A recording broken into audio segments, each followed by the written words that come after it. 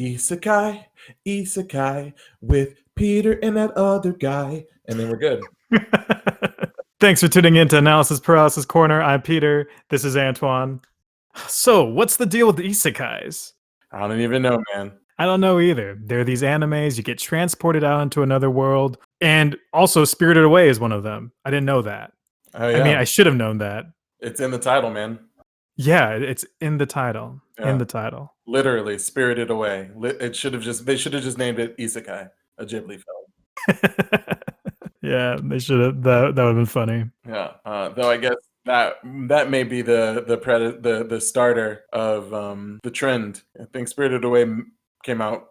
It certainly came out before SAO. Yeah, definitely did. I think one of the first isekai animes that I'm more familiar with was one called The Familiar of Zero. I don't know where Zero comes into play with all these kind of like isekais because ReZero becomes another one later on. But Familiar of Zero, and I don't know the characters' names. Basically, you've got some character that's either a magician or a witch or a wizard, and she has to get a familiar. Familiars normally in this anime are like pets, and she transports a human boy, teenage boy from Japan. That's Oh, what like that's and he becomes her familiar. people are animals too. Yeah, indeed. Yeah. I think in that sense that anime kind of leads into this almost I don't know if it's truly like a harem anime, and I'm sure someone will get really upset if I called it that. When it's like, it's very, I don't know.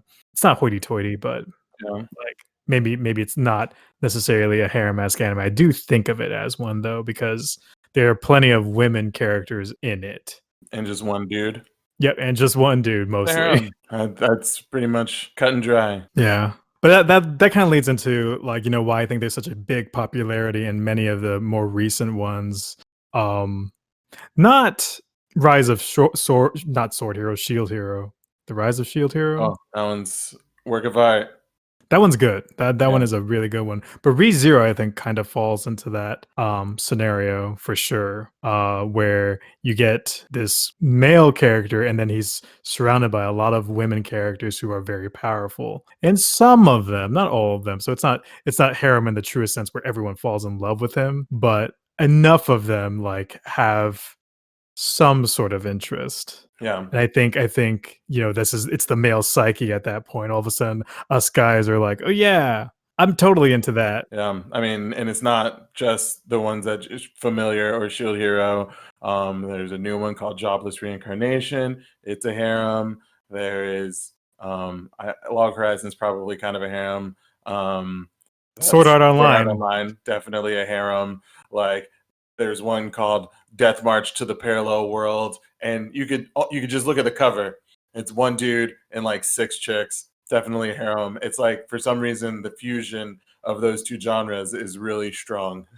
Let me take a look at this. Oh yeah, look it up, man. Just one dude, all dressed in black. He may as well be named Kirito, and a bunch of chicks. There's actually another one called "I'm Standing on a Million Lives." It's like, That sounds kind of badass. yeah.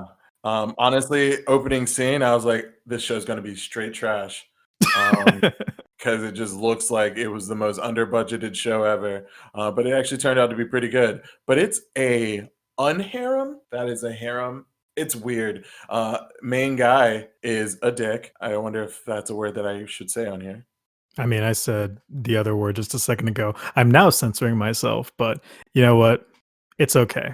Yeah. We're not marketing to kids anyway, even though it's the video games and cartoons. F kids. Probably cut that out. So the main character is like a douchebag, which I'm just gonna say that actually on a separate topic after this, that is probably something we should talk about. But he's this tool, he's this jerk, Mhm. who's arrogant and just whatever, and it's him and a bunch of girls. So then typically you would think, oh, everybody's gonna fall in love with him, but everyone's like, you suck, bro. Like, I don't like you. I'm sure that by the end of the show or the manga, he probably has, everybody like, oh, I love you. But right now, everyone's like, like, you suck, man. Yeah. So kind of shifting gears a little bit, you have these characters. So this character from what you saw, he comes from the real world, Yep. or okay. Is he actually like a normal person, or is he a neat like is he someone contributing to society? Because I think the other trend that tends to happen in isekais is you get characters like the lead in ReZero. This guy is a nobody. He's in need. He's when he transports, I think he's at a convenience store. Yep. Like he's just, living life, and now he gets transported into a world that maybe like that gives him some importance. Yeah, I think that is probably a common trope in all of them. This guy is basically a nobody. He's just a high school kid and he hates people. He hates the world that he lives in. And then he gets transported to this other one to do quests. Then he gets brought back. That's actually something that's kind of unique about this one is Oh, they all get transported away, then they get brought back.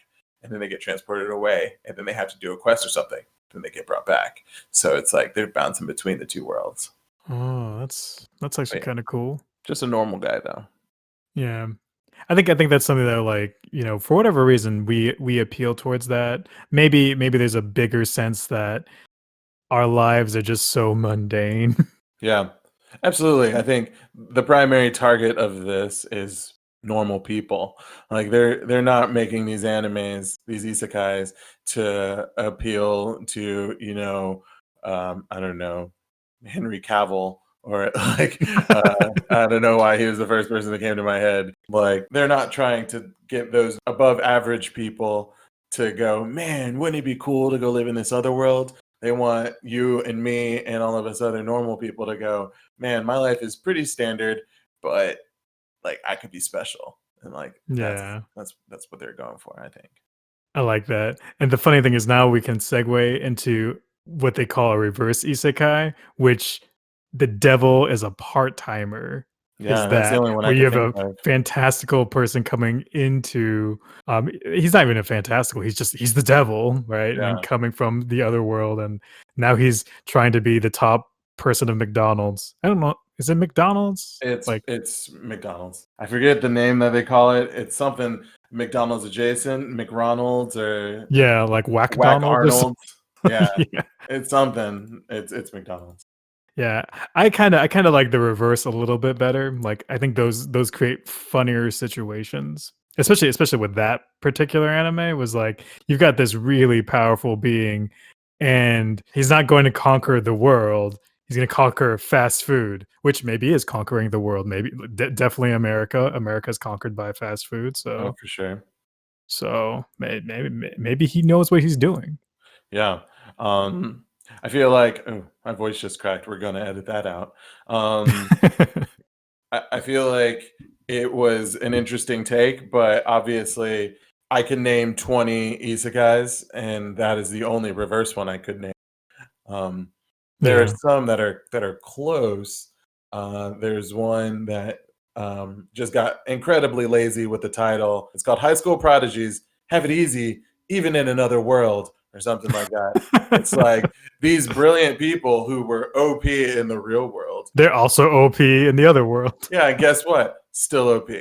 So it's almost a reverse, but they definitely transport into a world where they get even better. So I do appreciate like those kind of reverses. And actually to your point about pointing out that particular high school prodigies, like I do like when the character isn't always just like base level.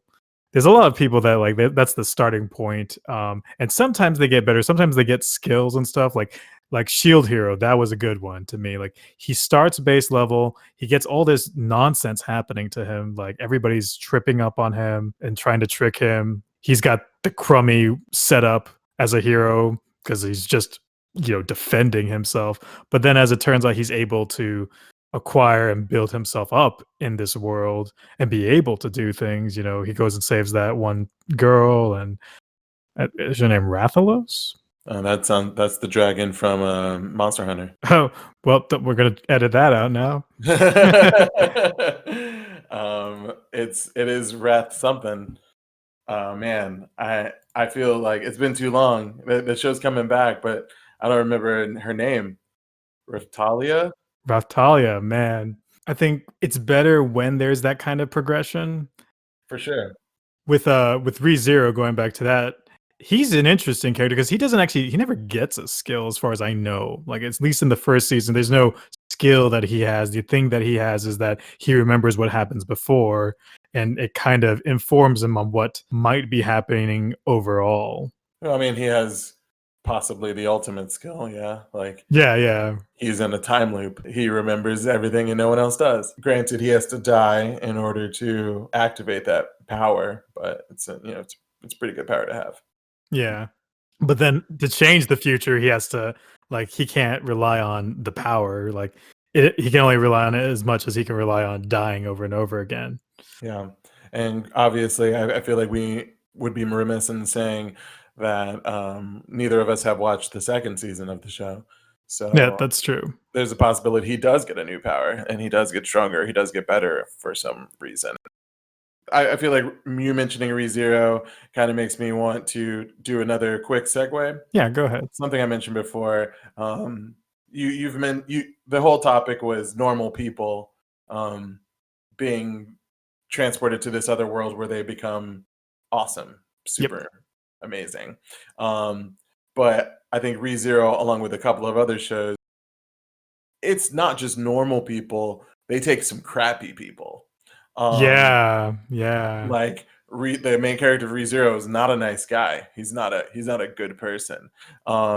Then like jobless reincarnation, like I mentioned before, it is or maybe I shouldn't say I mentioned it before because you might cut that out. Jobless reincarnation is like this perv neat just guy, nasty guy, and then he gets transported to a new world as a baby, and he is back in it, and this time he's going to do better. And there are just so many examples of ones that are just like they're not they're not the best people, but hey, even if you're not the best person, you could be special too. And I feel like that's kind of another trope that's like sliding in there, sliding into the isekai DMs. Yeah, I think animes like this, there's this level of escapism. Because maybe even though like, maybe that's why it's approachable or you can find some sympathy is like, okay, there's this guy that he's terrible, like normal and terrible, but then like he can make himself better. Maybe he can do something else. Like I think there's a general trend that people don't want to stay in the situation that they're in, but the only way possible is some like the anime gods above us transporting us through arbitrary, no, mostly contrived means. In one sense, that sounds very sad. Yeah, unless you that's the case unless it's the saga of Tanya the Evil or whatever, because that was like not a good person who gets transported to another world to continue to not be a good person. I'm more curious, because you brought up the one where that one guy's able to come back and forth. Yep. Um, that's like Inuyasha is. Inuyasha is kind of that same scenario. It's weird because when you watch Inuyasha, it seems like she's in the past all the time if you didn't watch like the first episodes. Yeah. But there are points where she goes back to the present, like, and that Kokome. episode was that yeah. Inuyasha, sit boy. And that's all I got. Like I can name Naraku, bad guy, and Kikyo. Kikyo? I don't know. I never watched it. I just played the video games. So I think I've got the characters' names there better than what I got from Shield Hero. So that should give me some points to the anime peoples. Yeah, you get at least 3. At least 3. If you look at animes, there's a lot of leading women that are in the lead. Like they are those characters. And they're the protagonist. But at the same time, like there is still like a male centeredness around it. This anime isn't it's not a isekai shakugan no shana, Mhm. but that anime, like the lead is a girl. Shana is a girl. She's a really strong girl. She's really powerful, but she also like there's still a male presence that kind of dominates her character points. That's not always the case, but that is often the case. Like Inuyasha, we just talked about. Mhm. Um, and maybe Inuyasha is by title the real protagonist, but the roles are between him and Kagome. So, Yeah, for sure. Of mhm. course, we're dating ourselves here. But It's okay. Like, I'd rather date myself than nobody. oh, I see what you did there. See what you did there. So what do you guys think about isekais? Do you think that they're a big trend that are gonna just keep going on? Do you like the whole movement? Or do you expect that these things will peter off because of the nature of they are largely appealing towards an audience that is looking to escape? Let us know in the comments down below. Oh yeah, I like that bit. I feel like we should end this, but I feel like I don't think I said time I got reincarnated as a slime a single time, You did not. and that's like the hottest isekai right now. Um, so now I said it. Good.